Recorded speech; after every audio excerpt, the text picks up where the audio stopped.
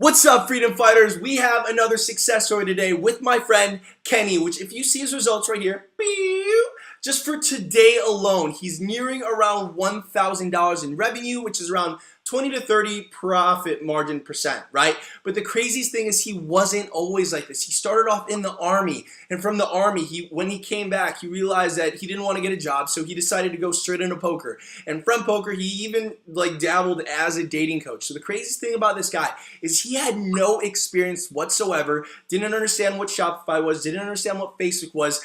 I didn't even think he owned a laptop before I actually met him. But the craziest thing is within his first year, not even his first year, within his first couple of months of actually treating this seriously ever since February, he was able to go create over $150,000 in revenue coming from no background experience. So guys, today pay attention because what this guy has to offer is 100% pure gold. And if you knew what he knew, your mind would literally implode. So Kenny, are you ready to drop some knowledge bombs today? Hell yes, let's get after it. Cool. So 100%, I really want to know, right? Because now I gave everyone the synopsis, or if everyone saw like a movie trailer of your life, that's kind of what it is, right? But I kind of want to learn more of the gaps that I miss out in your personal life, because it's crazy to me to hear your story, someone that went from the army to poker to being a dating coach, now actually buying a one-way ticket to Europe so you could actually live this digital nomad backpack lifestyle.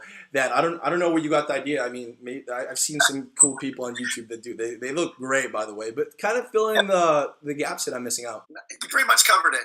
10 years ago, I got out of the military. It was a very scary process because all I knew was the military. Got in at 18, and they literally have someone to get you to re-enlist. Yeah. And thank God I had the courage to get out. And then I jumped into poker. You know, poker was a very exciting, passionate thing for myself. Once again, very scary. You know, like there wasn't a promise on how much money we made. And the beauty about poker is I learned to be my own boss and like the freedom of it.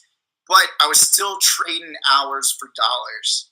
And that's, you know, where this came in. 9 months ago, I seen this opportunity. And thank God I had the courage to jump into something that I knew nothing about.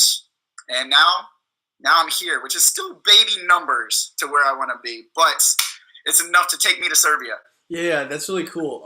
I really love that mindset. What you said, it's not where you are, but like, you know, you're still progressing, because even though you're not where you want to be, you're not where you used to be, right? And 9 months ago when you were at poker, right? Like it's just insane to me how you literally had to sit there, surround yourself with a bunch of men that you didn't like, and you're always just like, it's just like a thought game, right? And you couldn't really be who you really were meant to be because it's just so like an intimidation game, trying to make money, and the only way you're able to make money is with you sitting there. But you know, it's really cool to see that freedom that you are now able to attain. But I want to know, right, because this freedom doesn't happen overnight. It builds its way up to that, right? There's some ups and some downs, some trials, some tribulations. So during your first 9 months in your entrepreneur journey, what was the one moment, the one day, the one specific time period that almost questioned your faith and you actually almost gave up on e-commerce and went back to your old life? Well, I know you already know about this, but to fill in everyone else, the Chinese New Year came right after I started having success. I started building relationships with the vendors, but I didn't understand the Facebook algorithm. I didn't understand the problems that were going to occur after cutting off the ads. So my main vendor at the time, she was going to be on vacation for 3 weeks, as well as her employees. She makes the items on demand. She doesn't have them in stock. And she could see how many orders were coming in. And I wasn't even to the full potential of scaling, not even close, right? And she asked me to take that time off, unwilling, like I didn't know what was going to occur. As soon as I got back on, I turned on the Facebook ads. Everything was falling apart. I was losing money. But during this time frame, you kept on being like, don't quit, don't quit, don't quit. And what was amazing to me is quitting was never an option in my mind at any point. I see the potential. I see the lifestyle people are having from this.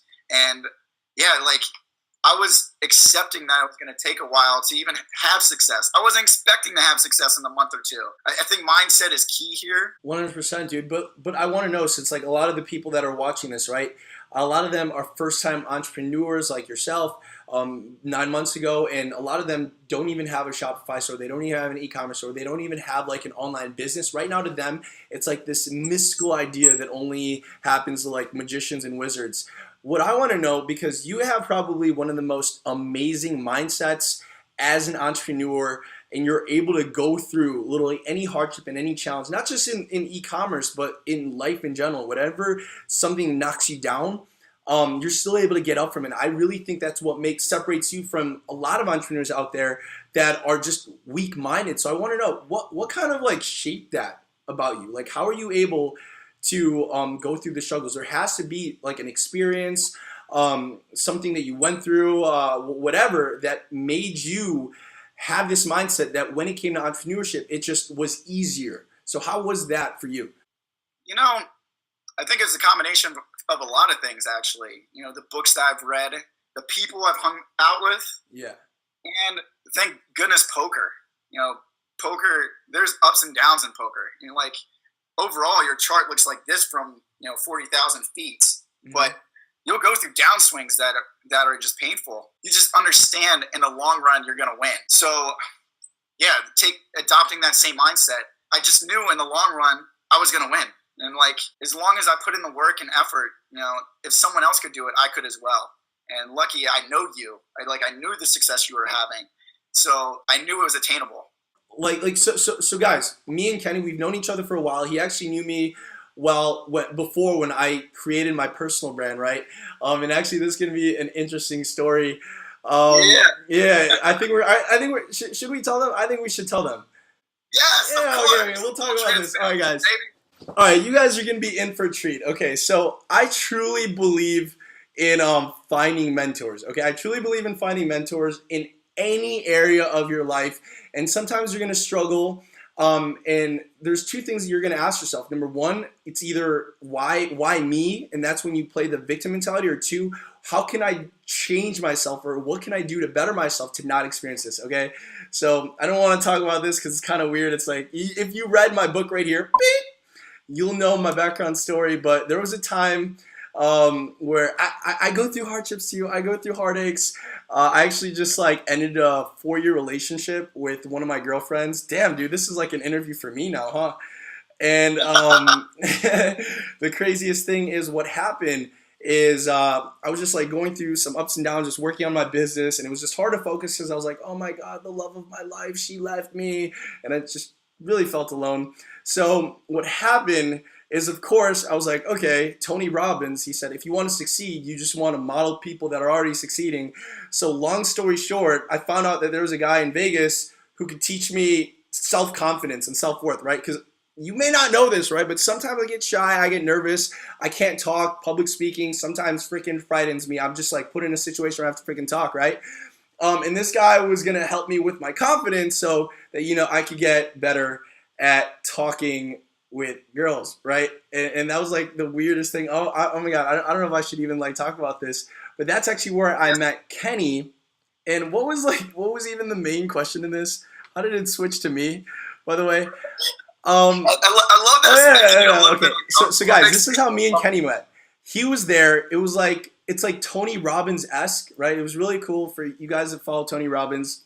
But I met him, and here's someone with an exact same mindset as me for poker, except I was in entrepreneurship. Oh, that's what it is. They want to know how we met. Okay, so now switching the interview back to you, right? What was kind of your first experience of me when you first met me? Because now people are wondering, oh, these guys know each other, right? He didn't just find him from a Facebook ad or a YouTube video. There was a time where you didn't know who he was. He was just this funny kid that you didn't know. Kind of tell them your experience before you met me, how you met me, and then the results I was actually able to help you achieve once I started yelling at you to get your life together. If you get any kind of chance to hang out with Mike, you'll just understand that this guy, he's getting after life. He was where I wanted to be, but 10 years younger. already inspiring people, in the community, inspiring people while he was out there.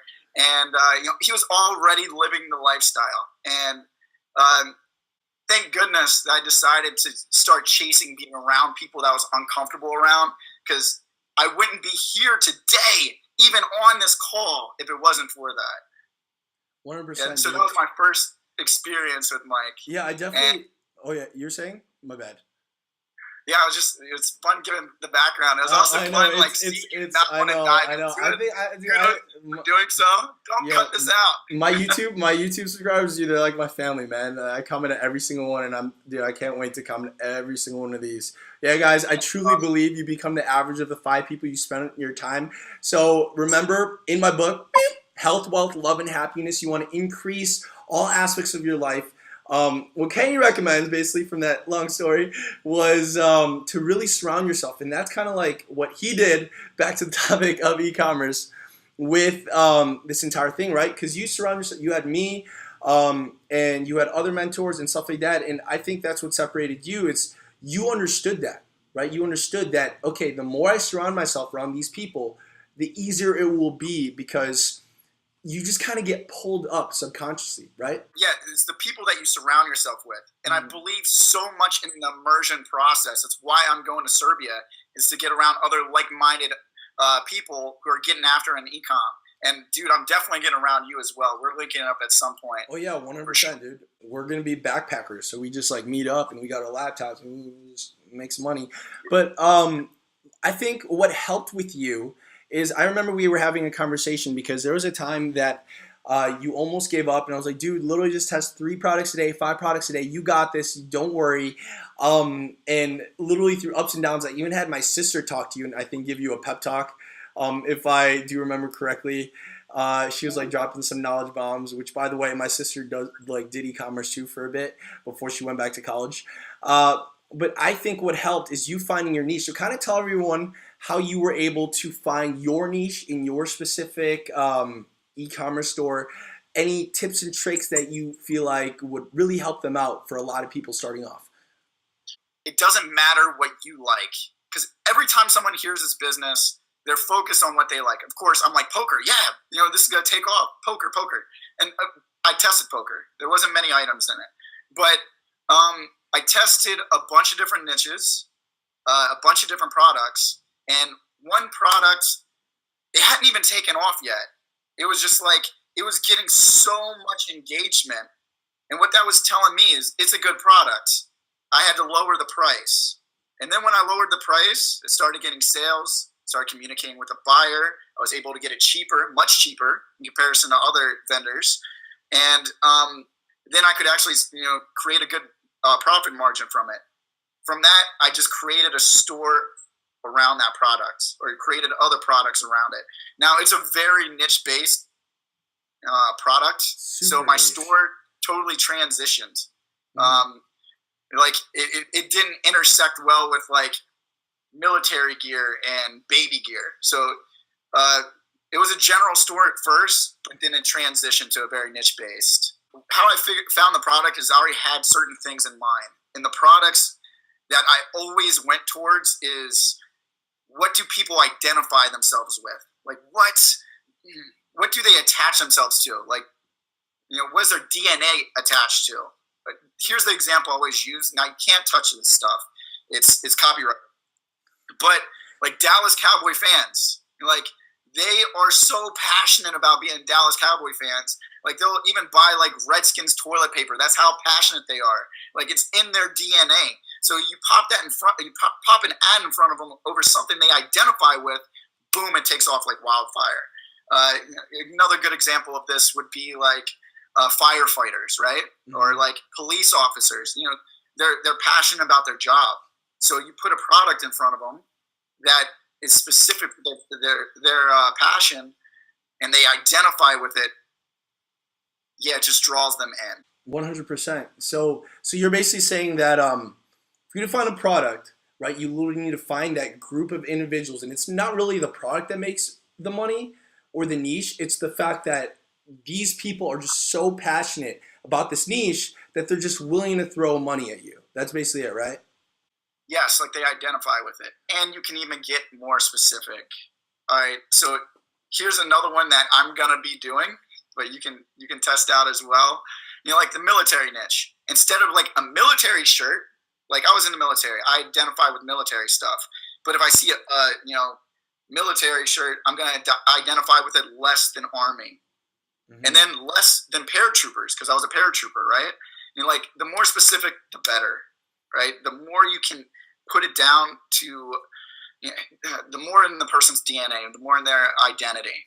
This is just my belief, but it is what's worked for me. And I've tested other products as well, and in different niches that have done well out of this whole system. 100%. I think what really helps is living in the niche as well. And like I'm gonna have to ask you like how you were able to live in your niche, because like I know your niche, guys. If you know his niche, it's so weird.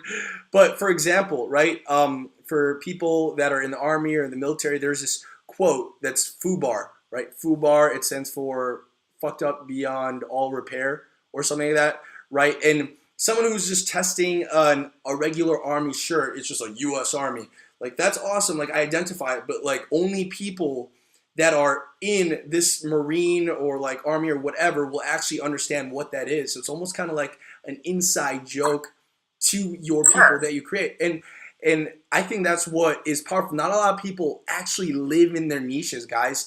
So for example, when you're in a niche, you want to make sure you like all their Facebook pages, you go into the communities, you follow all their Instagram, and you literally find where all they are hanging. So I want to know, like, how were you able to live in your niche, being the fact that it's literally something like I wish I could tell you guys this niche. If you knew his niche, you'd be like, really? This guy with this niche? So I really want to know, how do you always get yourself to get more product ideas? Because the fact that you're still able to make a living off of this niche still blows my mind. It is the most peculiar and weirdest of niches I've ever seen in my life. Yeah, I have zero background in my niche. Zero. I don't even know any friends who are in that niche. Like I had no one to go to. Dude. But that also created this excitement for me. It's fun. It's fun for me to learn about it because it's this brand of people that I would never even interact with on a regular day basis. And like studying them and getting to learn how they think. A big part of it was messing up. I would create ads and put words in, and they'd be like, and then on the comments they'd be like, "Who the hell is writing this?" I'm like, because I had no background. Yeah, it's been very fun, and like it creates more fun for the research for me actually. As for if it was like poker related, I wouldn't really dive into the research for it because I have 10 years. Like I know all the lingo. I know the inside jokes. It's fun for me to learn these inside jokes, and there has been a trial by error process. I've looked stupid in the process, I'm sure, but yeah, it's been exciting. Let's even get more specific and more like let's dive deep more into this, right? So say you find one winning product in AliExpress, okay? One winning product. What is your blueprint to finding that second winning product related to it? Well, because it's also not a very common niche. There's not a lot of people to do research off Facebook.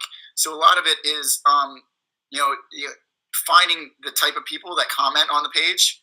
Like studying them, see what they're wearing, see what they're buying, see what they're sharing on their page, and then finding products that way. So my way was studying my customers, not other competitors. Whoa, that's actually an interesting way. So you're telling me that once you had like a couple of sales, you literally, instead of going to Facebook to do the search, you just went to their profiles, and then like I started Facebook and Instagram stalking like a champ. Dude, that actually makes sense, dude. I didn't really even think about that. Because at the end of the day, like they're gonna show you what it is they buy. People love taking pictures, right?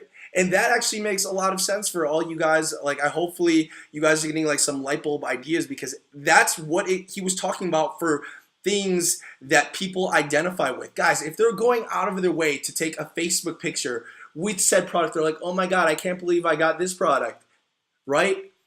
They're gonna show what they identify with, and then if you keep on looking, like I know it's weird, it's kind of stalkery, but they tell you all the products that like they want to buy. If you look at Kenny's screen, you'll notice in the back there's like a paratrooper poster, right?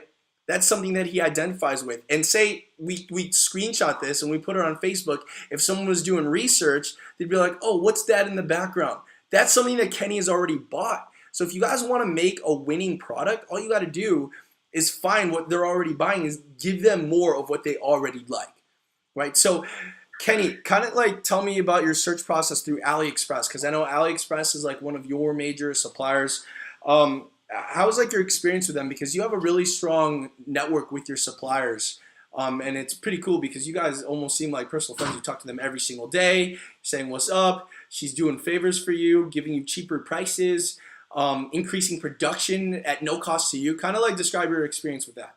Well, I mean, at this point, I don't really deal with him much. I have a guy who does all of that for me. Mm-hmm.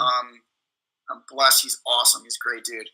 But the initial process was I'd find products, I'd add them to my store. I'd wait till about like 10 to 15 sales on this product. And every single time I'd put in the description,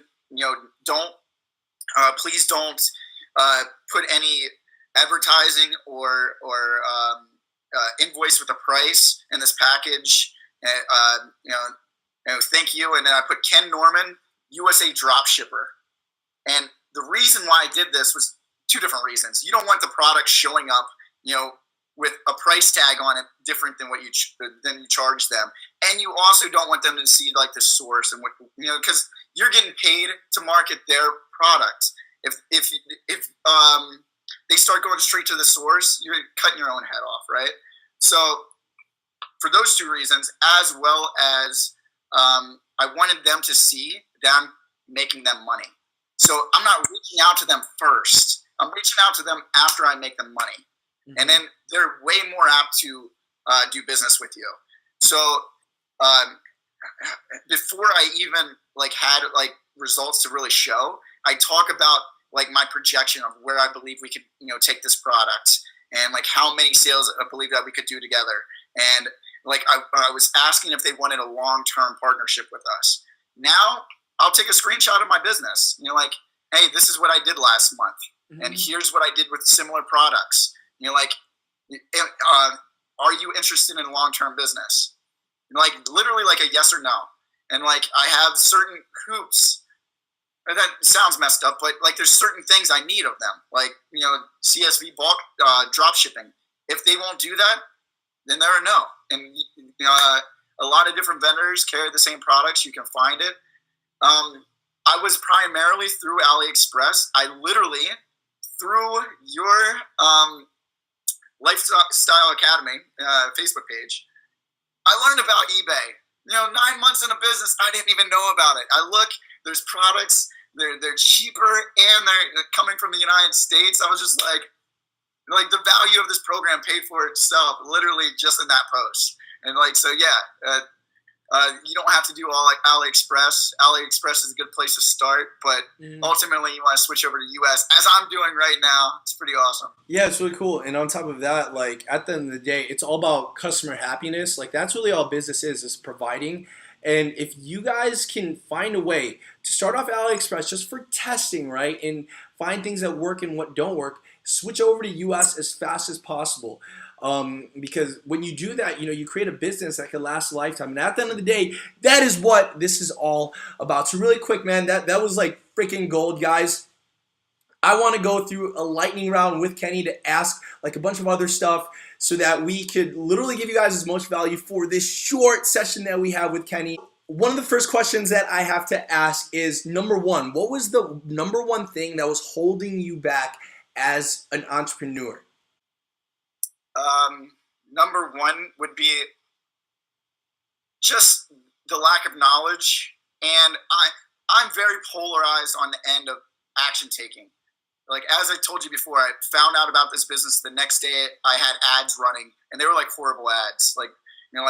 I didn't do any research. So for myself, sometimes slowing down to speed up is very important. You knew my scaling system early on where I'd take an ad from $5 to $65 in the same day. And I was having crazy success with this, by the way. And you were like, what the hell are you doing? It's because I hadn't I hadn't gained the knowledge on how to scale properly. I was just like, $5, let's take this to 1,000, right? Like, for me, it was slowing down to speed up, and it's still a challenge of mine. But I've got other people on my team that are very good with research that help me slow down. Here's another question. You now have a team, okay? Someone who didn't have a prior business 9 months ago now has a team to help run stuff for you. Kind of talk about the process from when you decided, okay, maybe I should hire, and how you actually found the winners that you have, because you have probably some of the best employees working for you right now. Kind of talk about that entire process.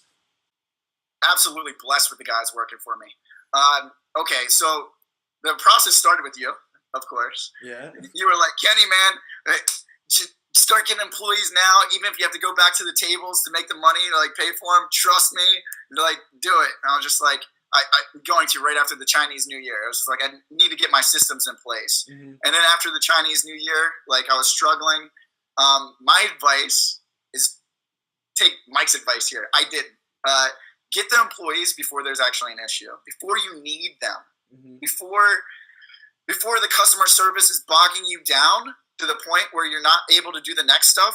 Get someone to handle the customer service before it's even an issue, because then you can train them properly without I lost an employee because when I brought him on, there was just too much work for him. Someone who was unexperienced with this stuff, I was expecting too much from him. And there wasn't a system in place. As for if I'd done it 2 weeks prior when it wasn't an issue, then I could have trained him properly to handle the workload, right? So definitely pull the trigger on finding employees before you absolutely need them. And the place that I went was Upwork.com. Fantastic. I recommend paying them outside of Upwork because they lose money if you pay it up in Upwork. Hopefully that doesn't get me in trouble saying that. Yeah. And what's a typical salary that you pay them on a monthly basis, so these guys understand just how realistic it is for a lot of people that don't have employees yet for themselves? This is going to be mind-blowing to you. I pay, from the bottom end, customer service where the person works about 1 hour to 3 hours a day, $150 a month. The top end guy, $500. Granted, I will also just randomly tell them to take the day off and throw them $20, which that is huge to them. That is so huge to them.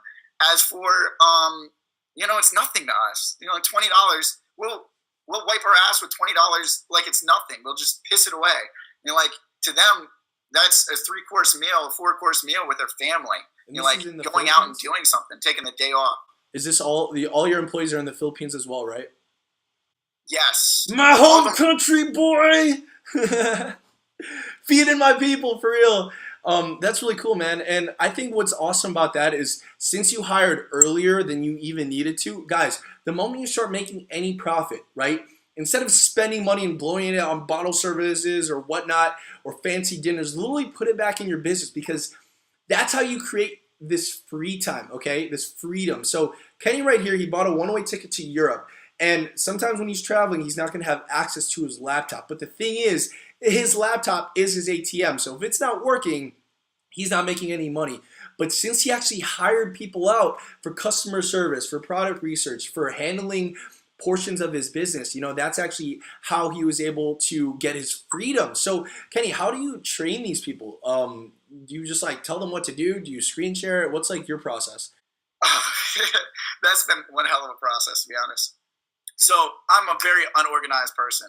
I'm an I-type personality, which means people-oriented, extroverted. Tasks I'm not good at. But since I knew this, I hired a guy, and I'm training him to literally do this for himself. He's learning the business from the inside out, and I'm willing to support him any way possible. And I constantly am pouring into him. If you're still working for me a year from now, that's great for me, but horrible for you. This is the relationship that we have. I know not everyone's going to go this route, but what I wanted was for someone who was passionate and really serious to want to learn everything, to want to learn it all. And I took someone who was task oriented naturally, and he and I have then collaborated and created systems for other people, that's coming on as part of the team. That's what I had to do. Not everyone's going to go that route. I don't even recommend it. Like if you can create your own systems yourself, go for it. But if not, surround yourself with people that can. 100%. The exact same thing happened to me. I was really unorganized as well, and then I hired this guy named Edward, who was like a project manager for like this huge company that handles things like Time Warner Cable and Comcast back in the Philippines. And like he saw my stuff, and it was like so unorganized, and he was able to actually do the exact same thing. So that's really cool, because at the end of the day, you're giving these people food for their family, because you're not just feeding one person. Most of these people, they're literally working from home so they could be with their family, but you're also giving them free time and freedom for themselves, which I think is freaking awesome. And you probably experienced it too, the level of gratitude they have for you for just like... Oh yeah. 100%. And, dude, like I have a special love, like we literally just joke around all the time, and like whenever I'm serious, they're like, "Oh shit," because like I'm never serious, right? Like so, like they know something's like the shit hit the fan when things get serious. But yeah, I don't know who you're looking for. That's another big tip right there. Like I'm not shocked at all that you have trouble being organized, since we're the same personality type. Mm-hmm. You're also people-oriented, extroverted. It's not one of your strengths. There's personality tests that they're free online. If you know the spot in which you're trying to hire for, let's say it is like customer service. What's good for customer service isn't always as good for like product research or anything that involves like more like getting things done. What's the word I'm looking for? Like the boring task of like copying, pasting, tracking numbers, or like people that's like really efficient at like certain things. Okay. You don't want a person who's people oriented doing that, because they're going to make mistakes. And you also don't want someone dealing with customer service who's task oriented, because they're not going to be empathetic. Educate yourself a little bit on personality types. I think that'll go a long way with helping you hire the right people. Yeah, and with business, a lot of people are solo entrepreneurs, but then they literally work 16 hours a day in their business, and it's freaking horrible. So doing what Kenny said, guys, hiring people out, even if you're uncomfortable yet, these people will actually be the rock stars in your business that will help take you from point A to point B to point C to the next level. And you cannot get to $1,000 a day without actually having some systems in place that Kenny went over. So that's freaking awesome. Another question I want to ask is, what is a personal habit that has helped you out profoundly, that you do on a daily basis, that has helped you out gain a considerable amount of success? Immersion. I firmly believe that we're not meant to be multitaskers. So when I really got serious with this, was when my first product took off. I would wake up, I would start working, and I would eat, I'd continue working to the point where I had to go to sleep. I'd close the laptop, go to sleep, wake up, back to working. I treated it the same way I treated poker. I started surrounding myself with people. I had to find people. I started showing my friends this. They would dabble at it. They never took it serious. They never, took off with it. So I literally started searching for other e-com guys that aren't even doing the same thing as me, just to get around and go and work with. Just to have that energy with. Surround yourself, if you can, with other like-minded people, and eliminate distractions. I'm gonna tell you something crazy. It's the best advice I can give you. If you're serious about this, quit your job and stay committed to it. And I know that's crazy, but I left poker. Things started going bad. I didn't go back to poker. I was like, I'm gonna make this work. Quitting was never an option. And it also gives you that fire to make it happen. If I was just dabbling at it and seeing it how it would do, if I was just testing, dude, I would have quit so many times, right? The first time of any kind of turbulence, I would have been gone. But because I knew the power of this, and I had already told everyone I was retired from poker, So then if I went back to poker, I had to eat my own words. That was kind of cool too, right? Like, make yourself accountable by telling other people about it. Tell people what you want in life. Like, put yourself out there. Sure, there's gonna be people that want to see you fail, but they're gonna help remind you, right? Like, they'll help to keep you on course. That was a long tangent, but like, I'm passionate. That's an amazing advice, man. Another question: one book that you recommend to help with an entrepreneurial mindset that has helped you out? Just one. Just one. Only one. Nothing more. Or else I'll end this interview and no one will ever know. Failing Forward by John Maxwell. We're all taught failing is wrong, right? Like from school. And failing, the most successful people in life literally just view failing differently. Like Michael Jordan failed so many times on like game-winning shots, but yet he's a legend in everyone's mind. It's all about the way that you view failing, and like failing, if you fail but you learn from it, it's not failing. Failing is a part of success. When you watch a baby try to walk, they fail over and over again before they get it down. And somewhere along the lines, we tend to lose that. This book is amazing. It helps you absorb that information and start viewing failing differently again. Cool. And last question, your greatest aha moment. Greatest aha moment? Month of April. I ended up going out to Budapest for as a dating coach. They flew me out there and gave me 1,500 euros, put me in this amazing place, this amazing flat. And that month was my best month. I made somewhere between like 8,000 to 10,000 profits while doing like 30 minutes a day. And that was fantastic, obviously. Like my focus was elsewhere. And once again, I believe in the whole immersion thing. They paid for my time. They got all my focus. But I had created a system that was working where I was making money without even really putting in much work, like maybe like 30 minutes to an hour and a half a day. And that I already knew about the power of this business, but that solidified it. Awesome, guys. So hopefully all of this helps. I just want to summarize the 3 key points that Kenny went over. If you didn't take notes, you're freaking insane. But here are the 3 things that I definitely got. Number 1, don't be a dabbler. Focus on mastery. Focus on immersion. This is in your business, and this is with your customers as well. Like what Kenny says, live in your niche. Go stalk your customers' Facebooks to see the pictures. I know it's weird, but stalk them to see what else they buy. Those are literally winning products that you could sell. Number 2, fail forward. So many people, they're so afraid of failing, right? But if you're afraid to fail, but you want to succeed, that's literally impossible because they're 2 opposite emotions. You cannot like go towards success without also going towards failure. It's literally symbiotic. It's one way. You're going to experience it. So you got to embrace failure, get used to it, and understand it's there to make you better as a person. And number 3, creating a system, dude. The point of this business is to not create another job. It's to create a freedom business that can generate you a lifetime, that could get you out of the 9-to-5 or live your life like what Kenny's freaking doing, traveling the world, meeting me up, going to Serbia, going to Europe, living from his laptop, making over $8,000 profit in a single month. And that was only possible for him to work 30 minutes a day because he invested in employees and systems to work for him. And that's the end of the day, the biggest goal. So hopefully that helps, guys.